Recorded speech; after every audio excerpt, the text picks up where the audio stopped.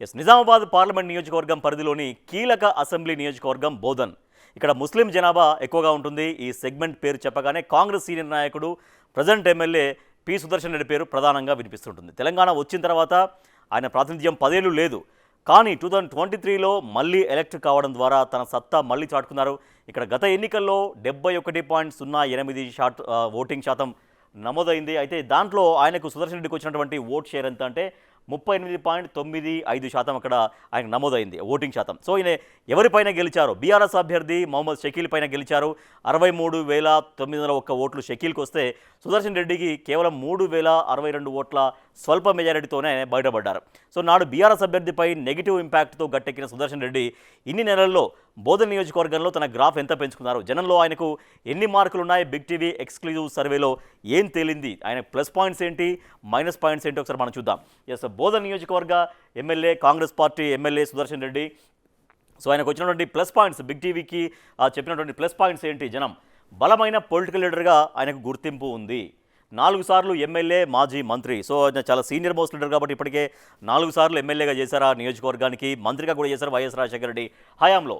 Clean పొలిటీషియన్గా ఆయనకు పేరుంది, అది ప్లస్ పాయింట్గా ఆయనకుంటే గతంలో అభివృద్ధి పనులతో మంచి ఇమేజ్ అనేది ఇంకా కొనసాగుతుంది.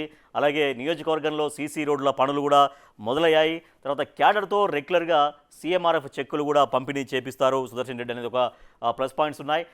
వేగంగా ఇంటిగ్రేటెడ్ స్కూల్ నిర్మాణం జరుగుతుంది. సో ఆ స్కూల్ నిర్మాణం జరిగితే అన్ని వ్యవస్థలన్నీ కూడా స్కూల్ దగ్గర విద్యార్థులకు మరింతగా విద్య చేరువవుతుంది.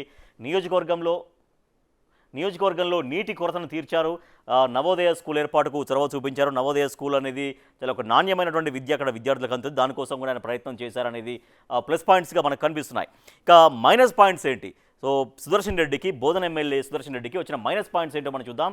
బోధన్ సెగ్మెంట్లో ఒక మిశ్రమ స్పందన ఉంది. సో చాలామంది అయితే ఆయన పనితీరుకి కొంత పాజిటివ్, కొంత నెగిటివ్ అనేది అంటే మిశ్రమ స్పందన కనిపిస్తోంది.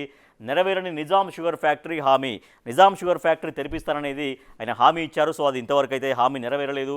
జనానికి అందుబాటులో లేకపోవడం అనేది కూడా ఒక మైనస్ పాయింట్స్గా చెప్పొచ్చు. ఇక హైదరాబాద్లోనే ఆయన ఎక్కువగా ఉంటారు అనేది కంప్లైంట్ ఉంది. సమస్యల పరిష్కారం పైన పెద్దగా దృష్టి పెట్టట్లేరు అనేది ఒక కంప్లైంట్ ఉంది.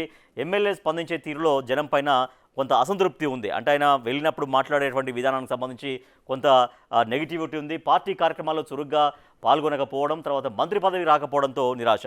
సో మొన్నటిదాకా మంత్రి పదవి పైన చాలా హోప్స్ పెట్టుకున్నారు. మంత్రి పదవి వస్తుందనేది చాలా ప్రచారం కూడా సాగింది వాస్తవానికి. బట్ మంత్రి పదవి రాకపోవడంతో కొంచెం నిరాశ చెందారనేది కూడా మైనస్ పాయింట్స్గా మనం చెప్పొచ్చు. సో ప్లస్ పాయింట్స్ చూసాం, మైనస్ పాయింట్స్ చూసాం. సో బోధన్ ఎమ్మెల్యే సుదర్శన్ రెడ్డి దగ్గర నుంచి ఆ నియోజకవర్గ ప్రజలు ఏం కోరుకుంటున్నారు, సో నియోజకవర్గ ప్రజలు కోరుకున్నటువంటి అంశాలు ఏంటో మనం చూద్దాం. జనం కోరుకుంటున్నది ఏంటి?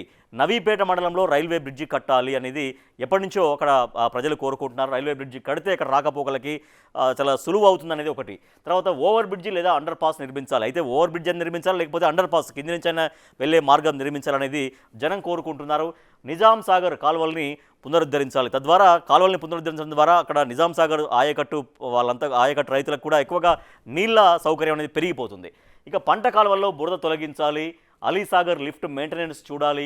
నిజాం షుగర్ ఫ్యాక్టరీని తిరిగి వేగంగా తెరిపించాలి. ప్రధానంగా అక్కడ ప్రజలు కోరుకునేది ఏంటంటే సాగునీళ్ళు కోరుకుంటున్నారు.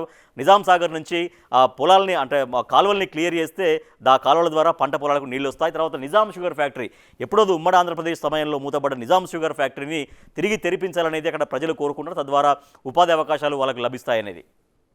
సో ఇది జనం కోరుకుంటుంది. బట్ ఈ ఎమ్మెల్యే, బోధన్ ఎమ్మెల్యే సుదర్శన్ రెడ్డికి ఎంత స్కోర్ ఎంత వచ్చింది, ఆ నియోజకవర్గ ప్రజలు ఎంత స్కోర్ ఇస్తున్నారో ఒకసారి మనం చూద్దాం. అనుకూలం ఎంత అంటే కేవలం 29% మాత్రమే సుదర్శన్ రెడ్డికి అనుకూలంగా ఉన్నారు జనం. వ్యతిరేకం 28% ఉన్నారు. తటస్థం 43%. సో మనం చూడొచ్చు అక్కడ అనుకూలం, వ్యతిరేకం దాదాపు సమానంగా ఉన్నాయి.